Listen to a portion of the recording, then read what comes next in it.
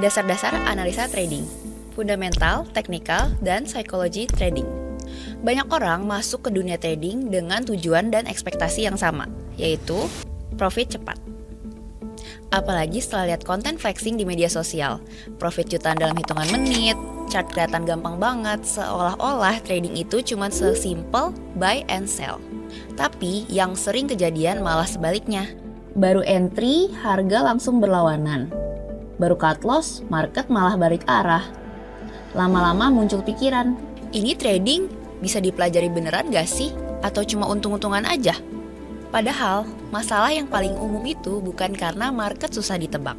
Masalahnya adalah kita yang masuk ke market tanpa dasar yang jelas. Banyak yang langsung trading tanpa tahu cara membaca pergerakan harga, tanpa paham arah market, dan tanpa tahu area penting tempat harga biasanya bereaksi. Akhirnya entry cuma berdasarkan feeling, ikut-ikutan, atau sekedar berharap harga bergerak sesuai keinginan.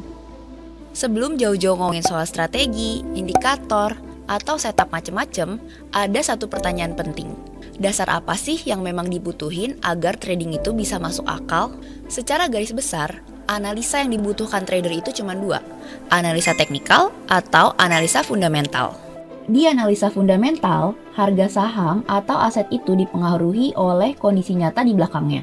Misalnya, laporan keuangan perusahaan, pertumbuhan laba, utang, arus kas, sampai sentimen ekonomi global. Jadi, bukan sekedar garis naik turun chart, tetapi ada kisah di baliknya. Contoh yang paling sering kita lihat adalah suku bunga. Ketika bank sentral seperti The Fed ataupun Bank Indonesia menaikkan suku bunga, biaya pinjaman jadi lebih mahal. Perusahaan yang banyak utang bakal tertekan labanya, dan investor jadi lebih hati-hati.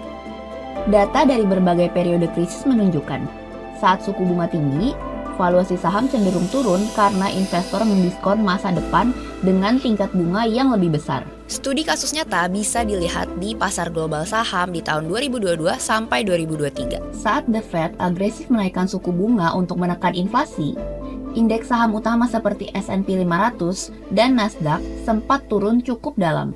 Bukan karena semua perusahaan tiba-tiba jadi jelek, tapi karena secara fundamental, kondisi keuangan diperketat dan valuasi saham jadi kurang menarik dibanding sebelumnya. Di sisi lain, ketika muncul ekspektasi kenaikan suku bunga akan melambat atau berhenti, pasar bereaksi positif. Ini menunjukkan betapa kuatnya faktor fundamental terhadap pergerakan harga. Contoh lain di level perusahaan. Misalnya sebuah saham yang secara teknikal terlihat lagi bagus dan uptrend, tapi tiba-tiba perusahaan tersebut rilis laporan keuangan yang menunjukkan laba turun tajam atau utang yang melejit. Walaupun chartnya terlihat kuat, tapi harga bisa turun tajam karena secara fundamental nilai perusahaan dinilai memburuk. Sebaliknya, ada juga saham yang secara teknikal terlihat lesu, tapi tiba-tiba meroket setelah laporan keuangan menunjukkan pertumbuhan laba yang jauh di atas ekspektasi pasar. Ini sering terjadi saat market salah harga dan kemudian melakukan penyesuaian. Oke, sekarang kita beralih ke pembahasan analisa teknikal. Analisa teknikal itu pada dasarnya membaca pergerakan harga dari data harga itu sendiri. Kita melihat apa yang sudah dan sedang terjadi di market, lalu menyusun rencana. Jadi, analisa teknikal bukanlah alat untuk meramal masa depan, melainkan sebagai alat bantu untuk mengambil keputusan yang masuk akal. Kalau kamu masih berharap analisa teknikal bikin kamu selalu merasa benar, itu mindset yang keliru. Hal pertama yang paling penting dalam analisa teknikal adalah memahami arah market atau tren. Banyak pemula langsung fokus ke indikator, padahal belum tahu market lagi naik, turun, atau cuma bergerak di area yang sama. Tren naik ditandai dengan harga yang membuat puncak dan lembah semakin tinggi. Tren turun kebalikannya, puncak dan lembah makin rendah. Kalau harga bolak-balik di satu area tanpa arah yang jelas, itu disebut sideways. Untuk pemula, mengikuti tren jauh lebih aman daripada melawannya. Melawan tren mungkin kelihatan menarik, tapi resikonya jauh lebih besar. Setelah tahu arah market, langkah berikutnya adalah memahami support dan resistance. Ini adalah area yang penting di mana harga sering bereaksi. Support adalah area di mana harga sering berhenti turun dan memantul naik karena banyak pembeli masuk. Resistance adalah area di mana harga sering berhenti naik dan berbalik turun karena banyak penjual. Perlu diingat, support dan resistance itu area, bukan garis tipis yang harus tepat sempurna. Fokuslah ke area yang sering disentuh harga, terutama di time frame yang lebih besar karena level tersebut biasanya lebih kuat. Kalau tren dan area sudah dipahami, sekarang kita masuk ke candlestick. Candlestick bisa dibilang sebagai bahasa tubuh market.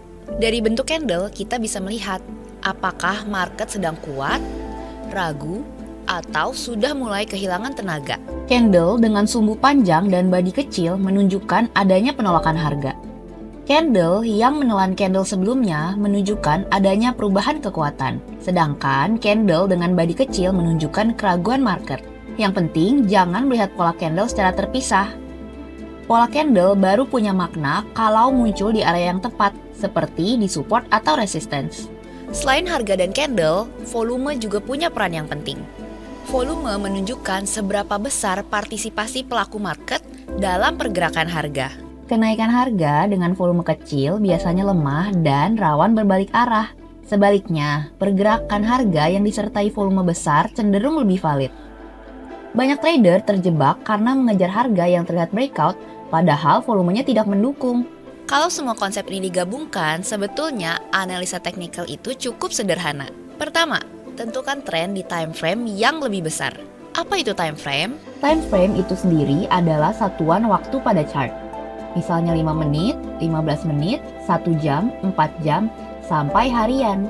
Time frame besar dipakai buat melihat gambaran besar pergerakan harga, supaya kita nggak salah baca arah market dan nggak gampang kejebak pergerakan kecil yang menipu. Time frame besar dipakai buat melihat gambaran besar pergerakan harga supaya kita nggak salah baca arah market dan nggak gampang kejebak pergerakan kecil yang menipu. Kedua, tandai area support dan resistance. Ketiga, tunggu harga masuk di area tersebut. Keempat, perhatikan reaksi harga lewat candlestick. Kelima, gunakan volume sebagai konfirmasi tambahan. Kalau kamu sudah memahami dasar-dasar analisa teknikal ini, setidaknya kamu tidak lagi trading berdasarkan feeling.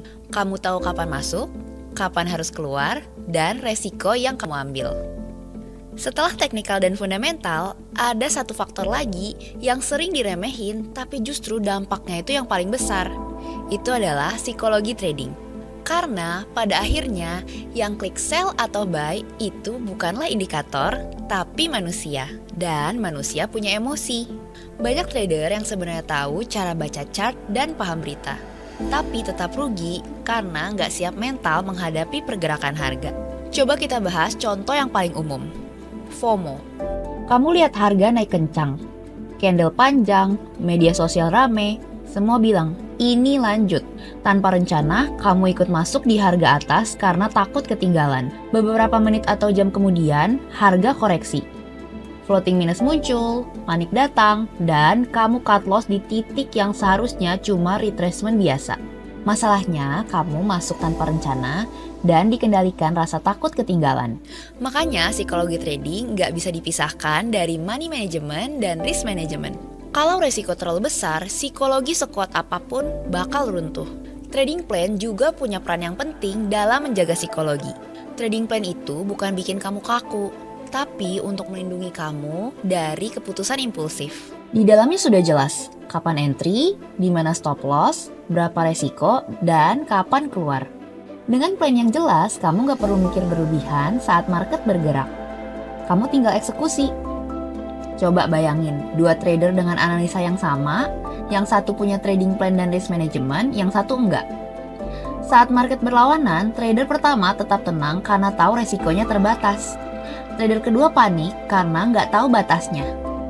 Kalau kita rangkum semuanya, trading itu sebenarnya lebih kompleks dari apa yang kita lihat di media sosial. Nggak segampang ikut sinyal orang, copy analisa yang lewat di media sosial, dan yang jelas, nggak segampang lihat hasil akhir orang lain. Karena yang orang lain share biasanya cuma entry dan profitnya. Mereka nggak ngerasain beban di akun kamu. Nggak tahu modal kamu sebesar apa, nggak tahu toleransi resiko kamu, dan nggak ikut ngerasain saat panik atau ragu di saat market sedang berlawanan. Makanya analisa orang lain seharusnya jadi referensi saja, bukan pegangan utama. Kamu tetap harus punya pemahaman sendiri. Karena pada akhirnya kamu yang klik buy dan sell. Kamu yang nanggung resikonya, dan kamu yang harus bertanggung jawab sama hasilnya. Teknikal, fundamental, dan psikologi itu dibangun bukan supaya kamu kelihatan pintar, tapi supaya kamu bisa ambil keputusan sendiri tanpa tergantung orang lain. Sekarang coba jawab jujur di kolom komentar. Kamu lebih sering ikut analisa orang lain atau sudah bisa ngambil keputusan sendiri? Dari 3 hal tadi, teknikal, fundamental, dan psikologi, mana hal yang paling perlu kamu perbaiki sekarang? Kalau kamu lagi di fase belajar dan mau mulai lebih mandiri, kamu bisa belajar pelan-pelan di Stockity. Fokusnya bukan ngejar cuan cepat, tapi buat ngebiasain diri baca market, atur resiko, dan mengambil keputusan tanpa tekanan berlebihan. Karena pada akhirnya mau pakai tools apapun, yang paling penting adalah proses belajarnya. Tulis jawaban kamu di kolom komentar ya, nanti kita bahas di konten selanjutnya.